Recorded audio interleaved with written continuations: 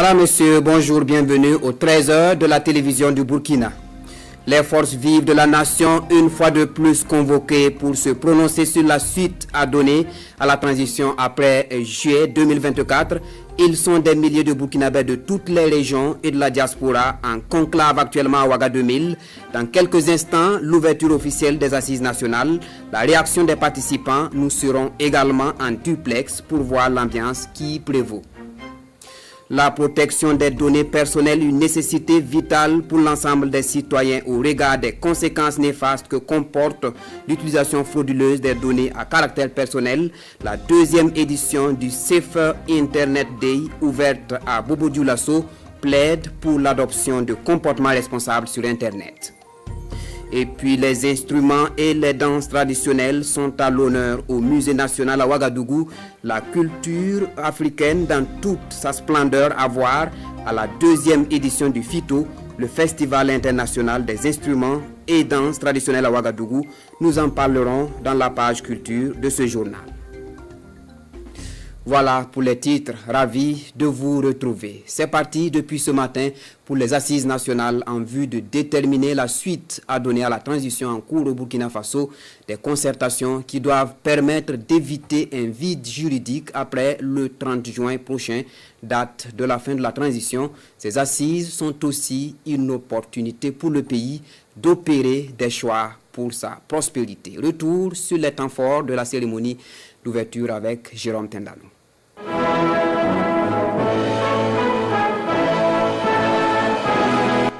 L'instant est solennel. Dans cette salle de conférence de Ouagadougou, l'avenir du Burkina Faso se décide aujourd'hui dans ses assises nationales. Les représentants de toutes les couches socio-professionnelles sont là, avec pour mission d'écrire une nouvelle page de l'histoire de notre pays. D'entrée de jeu, ils rendent un hommage aux héros et martyrs de la nation. Dans l'inclusion et la participation, ces assises nationales appellent à transcender nos différences et à œuvrer ensemble pour un Burkina Faso plus fort, plus juste et plus uni, rappelle le président du comité d'organisation. Le succès d'un tel rendez-vous commande à chacun des participants de la discipline, de la mesure, de la courtoisie et surtout le strict respect des règles édictées. Pour terminer, je formule le vœu que ces assises soient un moment de communion parfaite entre les filles et fils de notre pays et qu'ensemble, dans l'union et la solidarité, nous relevons le défi de l'affirmation de notre souveraineté nationale. Le ministre en charge de l'administration territoriale s'attend également à des assises nationales réussies à l'image de celles des 14 et 15 octobre 2022. Les nombreux acquis engrangés depuis lors, tant sur le théâtre des opérations qu'au niveau des réformes institutionnelles, sont à mettre à l'actif de l'ensemble des forces vives, précise le ministre Zerbo, représentant le chef de l'État à ces assises nationales. À travers les présentes assises, nous avons rendez-vous avec l'histoire. C'est pourquoi il nous faut taire nos querelles pour mettre en commun la richesse de notre diversité afin de préserver l'essentiel et écrire une nouvelle page de notre histoire, celle d'un peuple qui assure son destin et se donne les orientations claires pour la construction d'une nation forte et résiliente. Une nation capable d'elle-même de restaurer la paix et la sécurité en vue d'amorcer un réel développement durable. Le ministre Émile Zerbo invite les participants à identifier de nouvelles politiques, à proposer l'adoption ou la révision des textes existants en ayant à l'esprit les aspirations profondes des Burkinabés. Le chronogramme offre d'ailleurs un créneau d'expression à chaque groupe socio-professionnel. Toutes les propositions sont à consigner dans le rapport dit des assises nationales sur la suite de la transition au Burkina Faso. Et alors que les différentes délégations mènent la réflexion sur la suite à donner à la transition, les acteurs de la veille citoyenne sont mobilisés aux alentours de la salle de conférence. Ils disent être là pour exprimer leur soutien à la transition et leur ferme volonté de la prolonger avec le capitaine Ibrahim Traoré comme chef d'orchestre. Adama Djiti, Karim Bichenga, reportage. Oui, ce sont des voyous qui sont là. Ceux qui sont dehors là, ne savent pas ce que... Ambiance électrique autour de la salle de conférence de Ouaga 2000. Là où se mène la réflexion sur la vie de la nation. Ces militants de la veille citoyenne expriment à l'unanimité une attente. La prolongation de la transition avec à la tête le capitaine Ibrahim Traoré.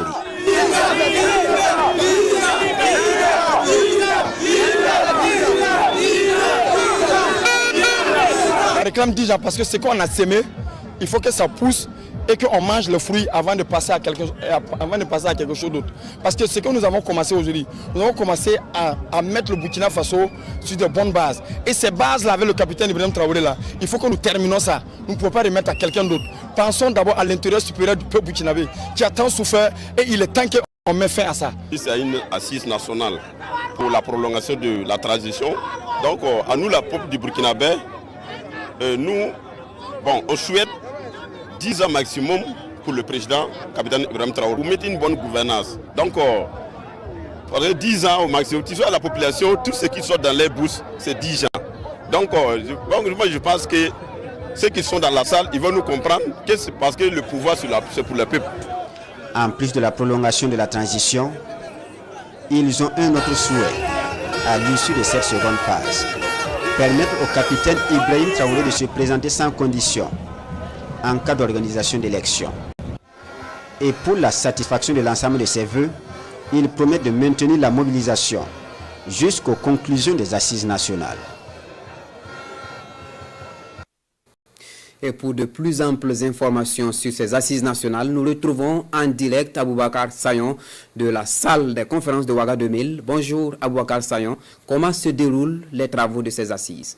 En direct Aboubakar Sayon. Bonjour Aboubakar.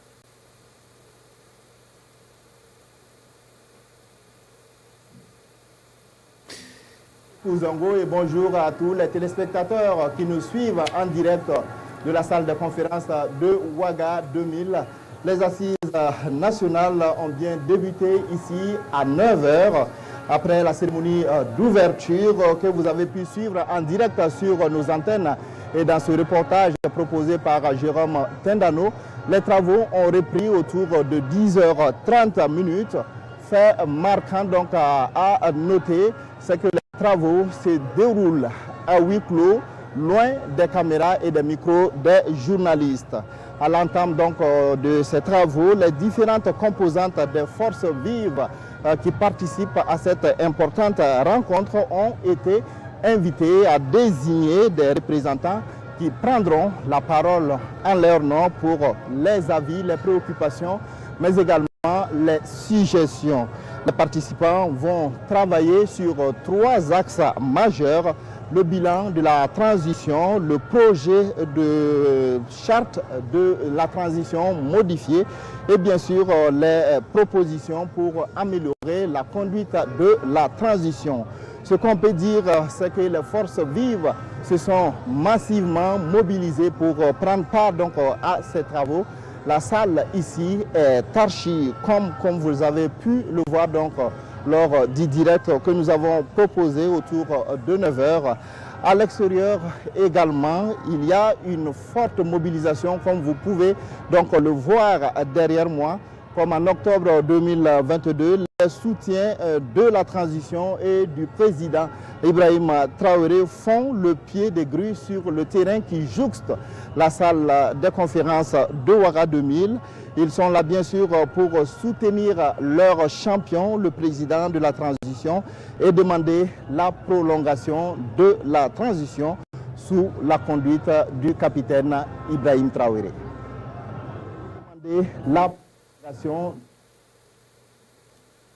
Merci à vous, Aboubakar Sayon. Et cette information, les débats se poursuivent. Vous l'avez dit, Aboubakar Sayon, actuellement à la salle des conférences de Ouaga 2000. Probablement, la clôture interviendra aujourd'hui même. Selon nos sources bien introduites, les projets de modification soumis à l'appréciation des forces vives proposent, entre autres, la prolongation de la transition pour 42 mois, c'est-à-dire 3 ans et demi, l'éligibilité du président de la transition au terme de la durée de la transition, la possibilité de tenir des élections avant le terme de la transition si toutes les conditions sont réunies, notamment sur le plan sécuritaire. Et avant l'ouverture de ces assises nationales, l'association La Vérité ou Rien donnait déjà son opinion sur la transition après juillet 2024. Pour elle, la transition en cours doit être prolongée et sous la direction du capitaine Ibrahim Traoré. Ils se sont exprimés en conférence de presse hier jeudi, le compte-rendu de Adama Guiti et Pini Djeyano. À ce rendez-vous avec la presse, l'association La Vérité ou Rien se prononce sur la conduite de la transition au Burkina Faso depuis l'arrivée du capitaine Ibrahim Traoré au pouvoir. Se fondant sur les avancées réalisées sur le plan militaire, économique et social, cette organisation de la société civile fait des suggestions. Au plan économique, définir une politique de développement économique endogène. Au plan politique et institutionnel, contribuer à l'avènement de la charte du Liptako-Gourmand qui institue l'Alliance des États du Sahel, réviser la Constitution pour réorganiser la justice, officialiser les langues nationales et supprimer le Conseil économique et social. Au regard des nombreux acquis enregistrés par la transition sous le leadership du capitaine Ibrahim Traoré et à la veille de l'ouverture des assises nationales, les responsables de l'association La Vérité ou Rien plaident pour une prolongation de la transition. Ils ont pour ce faire formulé des propositions. La transition sera prolongée de 10 années supplémentaires à compter du 2 juillet 2024. Le président de la transition, chef de l'État, est le capitaine Ibrahim Traoré. À l'expiration des délais de 10 ans, une nouvelle consultation du peuple permettra de décider de la suite à donner pour la vie de la nation. L'association La Vérité ou Rien est soutenue par d'autres associations et alliances, dont l'Alliance citoyenne panafricaine. Message similaire du côté de la Komandjari. Les populations de cette partie du Burkina, à travers un meeting, manifestent leur soutien aux autorités de la transition. Ils plaident également pour la prolongation de la transition, cela pour permettre de gagner le combat de la souveraineté de notre pays. Justin Tiendrebeogo et Joël Tendambiga. La population de la province de la Komandjari, sous l'égide de la coordination des associations de veille citoyenne, reconnaît les efforts de la transition en cours au Burkina Faso. Elle l'a fait savoir par un meeting de soutien au projet de reconquête de l'intégrité du territoire national dirigé par le président de la transition, le capitaine Ibrahim Traoré. Les organisations de la veille citoyenne et toutes les forces vives de la Komandjari voudraient vous rendre hommage aux vaillants forces de défense et de sécurité, aux volontaires pour la défense de la patrie. Nous avons des braves valides prêts à l'enrôlement pour renforcer le rang des VDP. Nous suffisons à la transition en cours de recruter plus de VDP pour la défense et la reconquête du territoire. À travers ce meeting, les fils et filles de la Komandjari donnent le feu vert pour une prolongation de la transition afin de permettre d'achever ces actions pour la libération du territoire national. Les droits de l'homme et le droit humanitaire, 2 modules pour permettre aux forces de défense et de sécurité d'être encore plus professionnelles dans la conduite des opérations militaires. C'est une initiative du ministère en charge de la Défense et accompagnée par le Haut Commissariat des Nations Unies aux droits de l'homme. Une série de formations qui a concerné Waïgouya, Tenkodgo et Dédougou à Bobo-Dioulasso. Ce sont 40 forces de défense et de sécurité qui ont été concernées par cette formation. Kassoum Milogo, Ismaël, Saturne Paris. C'est le couronnement de 4 jours de formation issus des forces armées nationales et des forces de sécurité intérieure. Ces participants sont désormais nantis de connaissances en matière de droit international des droits de l'homme et du droit international humanitaire. Une session de capacitation qui entend renforcer la conformité des opérations militaires aux principes des droits de l'homme lors de la planification et de la conduite des opérations militaires de lutte contre le terrorisme. Ça a été une excellente session et nous pensons que la question du respect des droits de l'homme par les forces de défense et de sécurité est une belle opportunité pour vaincre le terrorisme de façon très efficace. Ce qui compte, c'est la dignité de l'homme, le respect de chaque être humain.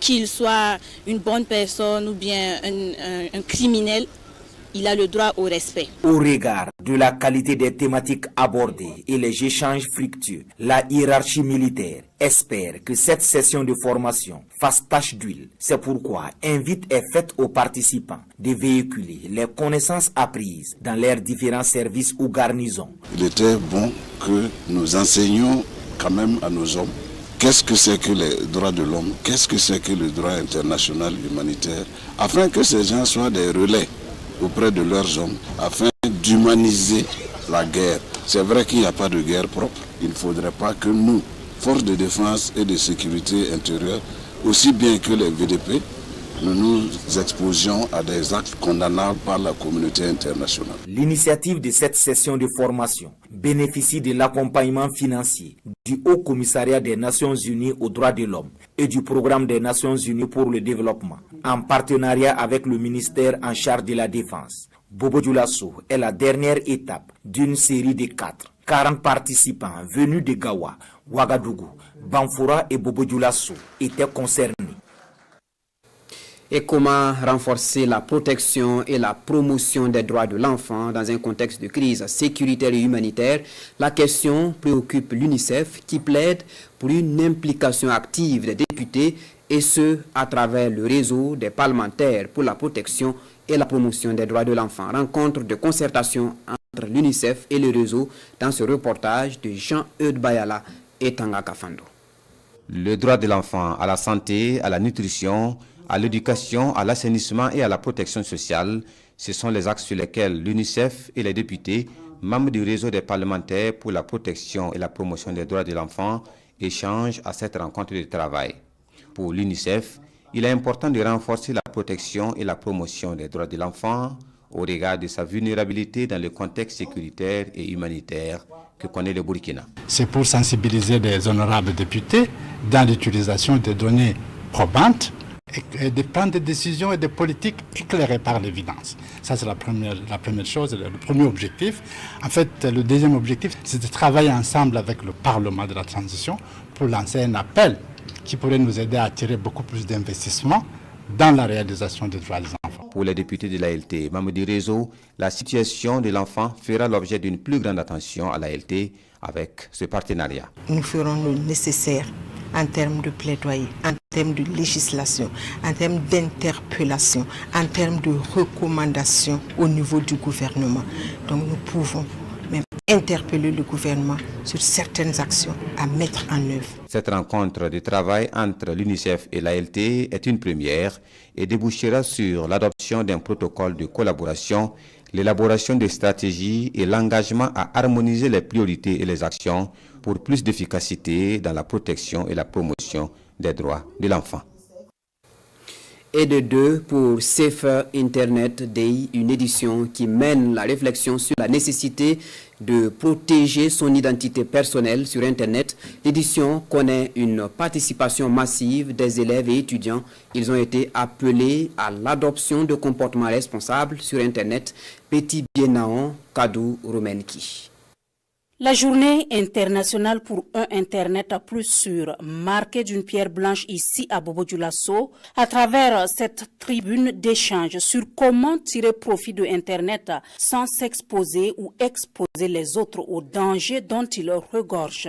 C'est un devoir pour nous d'honorer cette journée, en ce sens qu'elle permet de sensibiliser davantage nos jeunes, sensibiliser davantage les élèves, et à un comportement responsable Parce que cette génération que nous appelons génération tête baissée, c'est important que nous puissions encourager ces jeunes à avoir un comportement responsable parce que c'est de leur avenir, c'est de leur vie et la présence des élèves nous reconforte. CFR Internet Day est placé cette année sous le thème « Protéger son identité personnelle sur Internet, une nécessité ». Internet n'est pas un lieu de non-droit. Donc tout ce que nous faisons sur Internet peut nous être imputable, comme dans la vie réelle. Chaque clic, chaque post, chaque like, chaque partage que nous faisons peut engager notre responsabilité. Donc il est important pour cela d'avoir un comportement responsable, mais également de préserver son identité personnelle. Ce fait Internet Day est à sa 2e édition au Burkina Faso. L'activité est réalisée avec l'accompagnement technique et financier du projet pour l'identification unique électronique de la personne.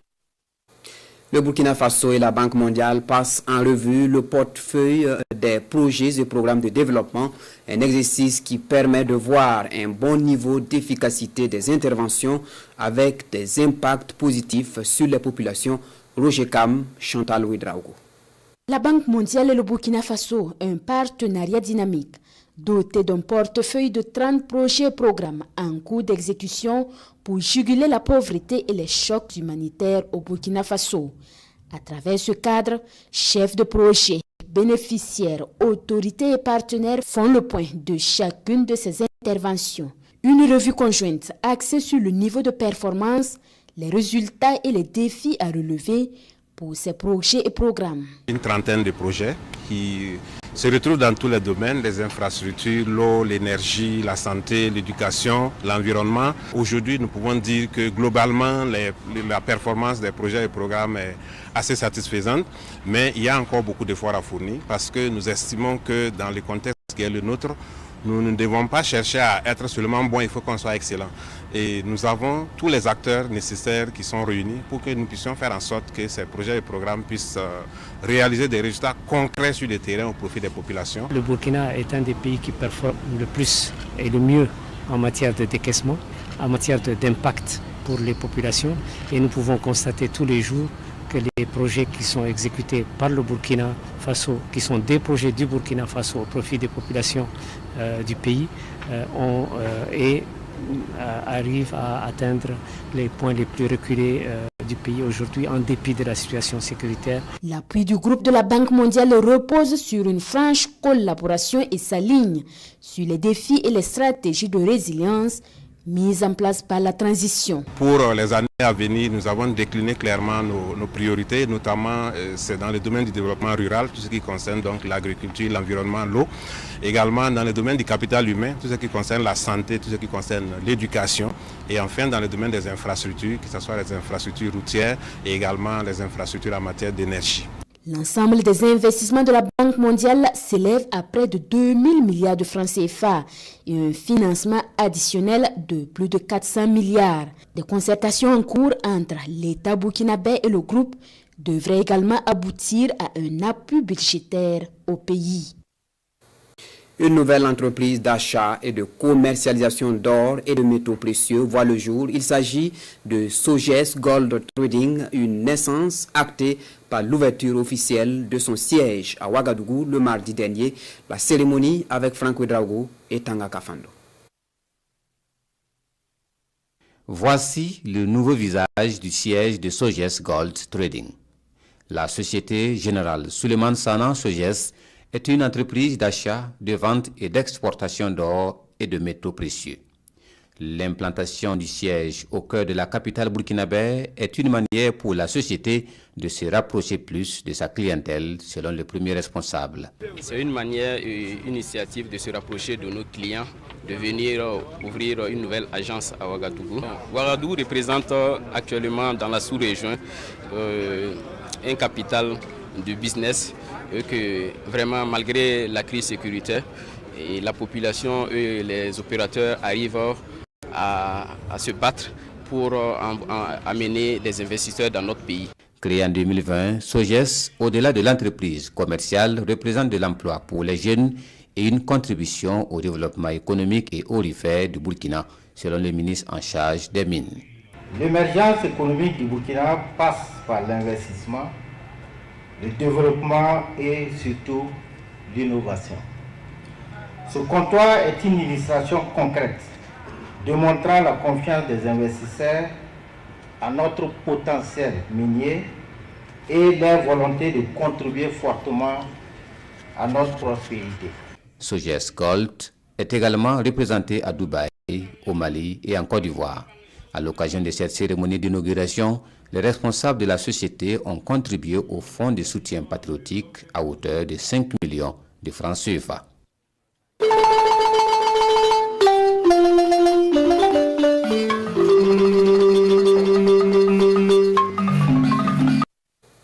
Page culture à présent donc, et de la littérature pour commencer. Une victime innocente est une œuvre du Burkinabé Kati Mali. L'œuvre interpelle les parents à se consacrer pleinement à l'éducation de leurs enfants.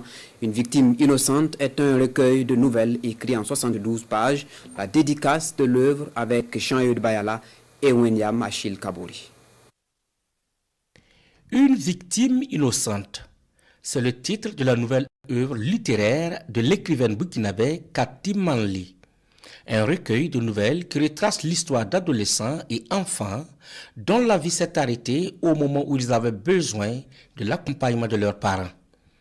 L'auteur veut à travers cette œuvre interpeller les parents pour un regard plus attentif sur l'éducation des enfants. Comme son nom l'indique, victime innocente, on se rend compte que de nos jours, beaucoup d'enfants sont des victimes par la faute des parents.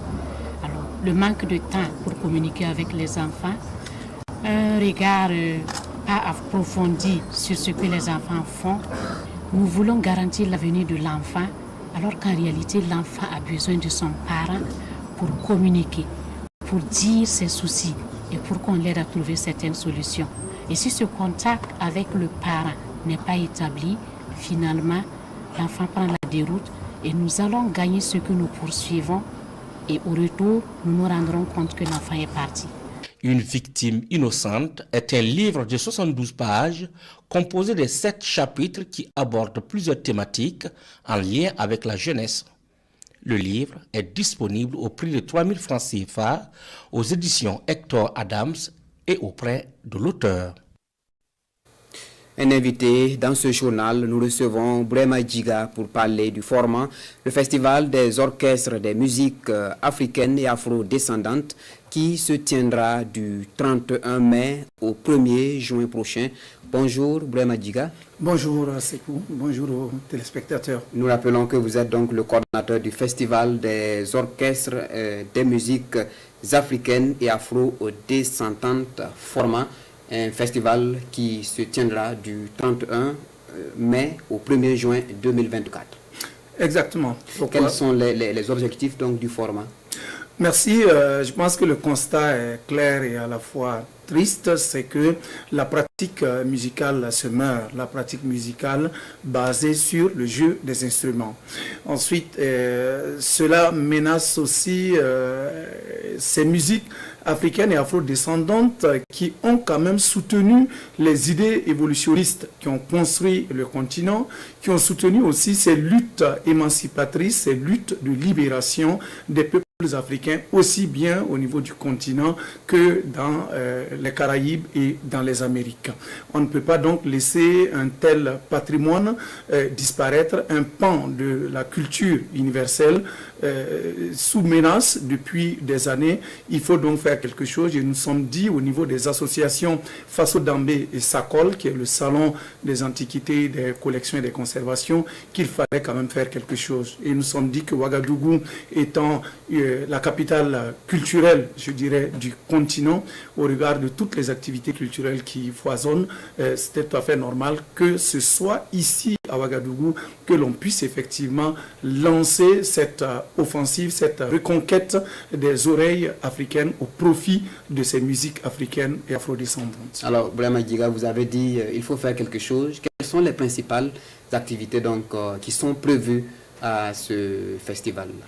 Merci. Quand on parle donc de musique, d'orchestre, il y a la danse bien sûr, mais avant de danser dans la journée, le jour de l'ouverture, ça va être le vendredi 31 mai de 9h jusqu'à 19h. Nous aurons donc une exposition des anciens appareils de musique, des anciens instruments, des anciens supports de musique, à savoir les cassettes, les disques vinyles, les CD qui ont donc disparu, avec la possibilité de pouvoir digitaliser ces supports.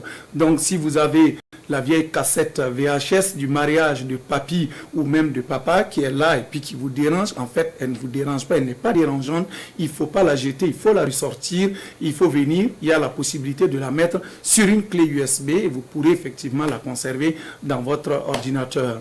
Alors nous aurons un atelier aussi de réparation de ces appareils, de lecture des vinyles, des magnétophones qui tendent à disparaître, un atelier de réparation des instruments de musique, mais surtout de fabrication des instruments aussi bien modernes que traditionnels. Beaucoup de gens voient la guitare appelée guitare sèche, et ils ne savent pas que par exemple on la fabrique ici. Nous avons un spécialiste, Banazaro au passage, qui effectivement fabrique avec des matériaux sur place. Ici, vous avez une guitare comme si elle venait tout droit, je ne sais pas, de Londres ou de l'Espagne.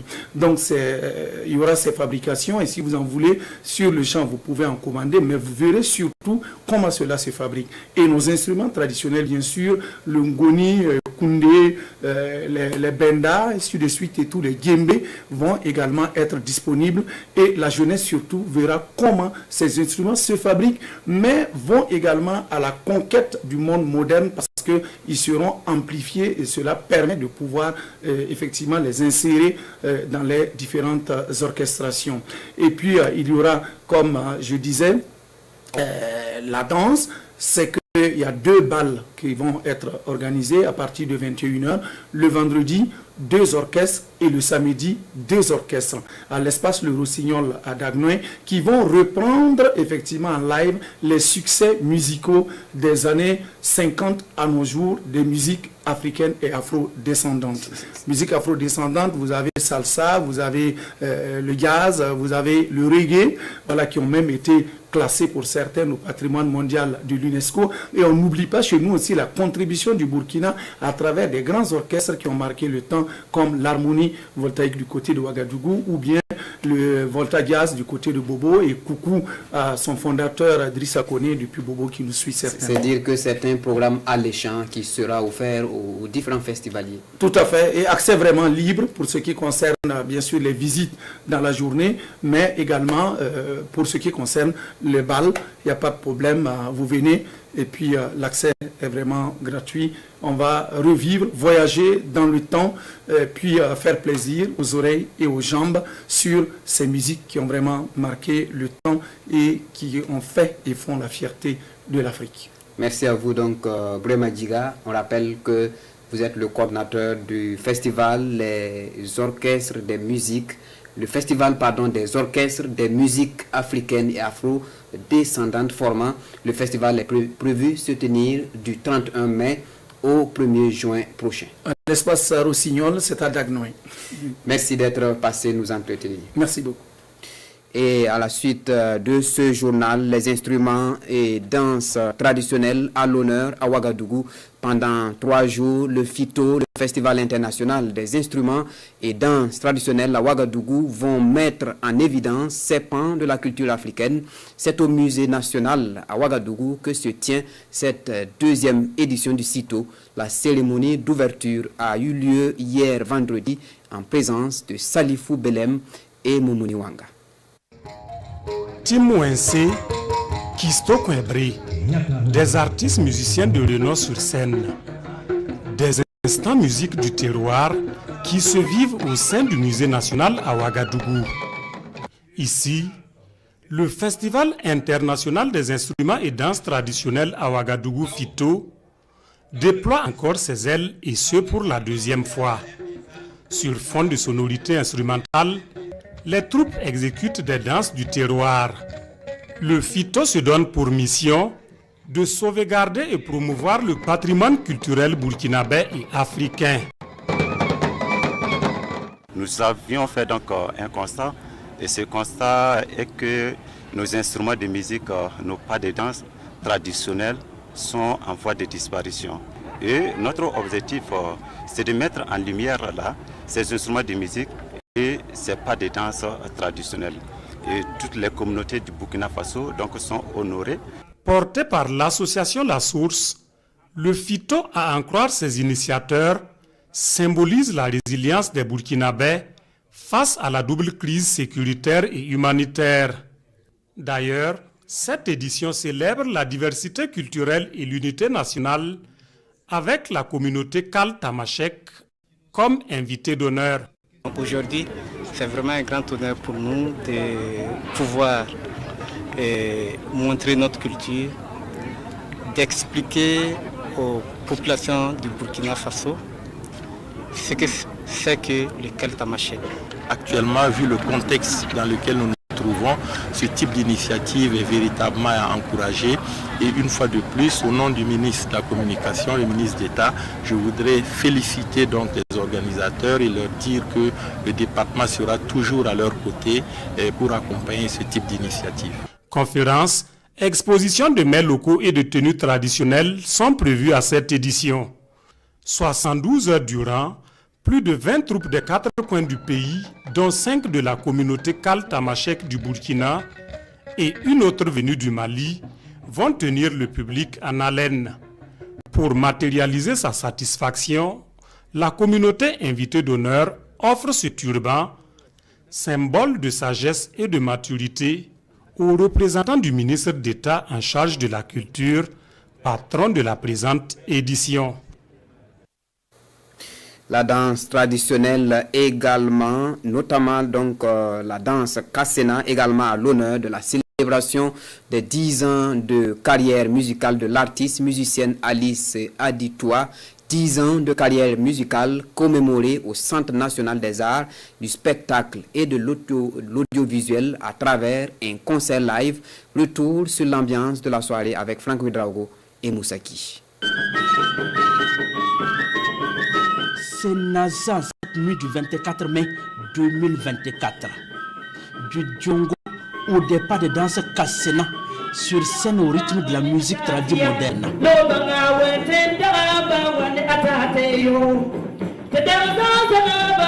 L'ambiance des 10 ans de carrière de l'artiste musicienne Alice Aditoa met ici tout le public d'accord.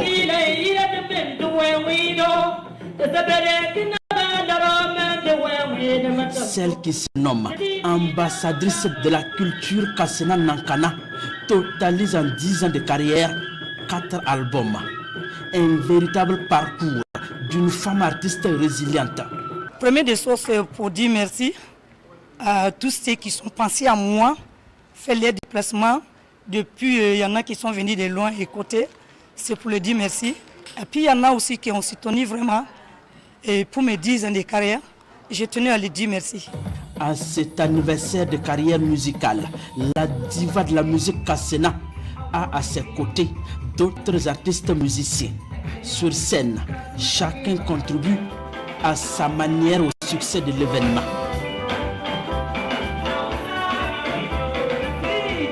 La célébration des 10 ans de carrière de l'artiste musicienne Alice Aditoa, c'est aussi cet engagement de la marraine.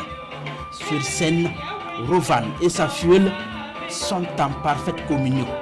Elles entendent ensemble quelques morceaux. On est vraiment content de voir que la relève est assurée. Et surtout qu'elle fait de la musique purement burkinabé. Et ça m'intéresse beaucoup. Et en plus de ça, vraiment, elle est venue, elle s'est déplacée, venue m'honorer. Elle me dit, maman, je ne veux pas une autre marraine si ce n'est toi. Ça, c'est de la considération. C'est vraiment c'est un honneur pour moi de venir la soutenir. Alice Aditoa porte des messages. Si on les écoute attentivement, ça permet de redresser la société. Nos valeurs culturelles sont les moyens qui permettront à cette génération en dérive de retrouver le bon chemin. Nous sommes sérieusement menacés et ce qu'on aime le dire, celui qui ne sait pas d'où il vient, il ne saura pas où il va. Et celui qui ne reconnaîtrait pas le son de la flûte de son roi, il va se perdre dans la foule. Et Alice reconnaît la flûte de son père. Alice Aditwa, de son vrai nom Aditwa Kumangba, chante dans les langues Kassena, Dagomba et Ashanti. Après cette célébration des 10 ans de carrière musicale, l'artiste compte entamer des tournées à l'intérieur comme à l'extérieur du pays avec le même objectif, la valorisation de la culture burkinabé. On s'arrête là pour ce journal. Excellent samedi à chacun de vous.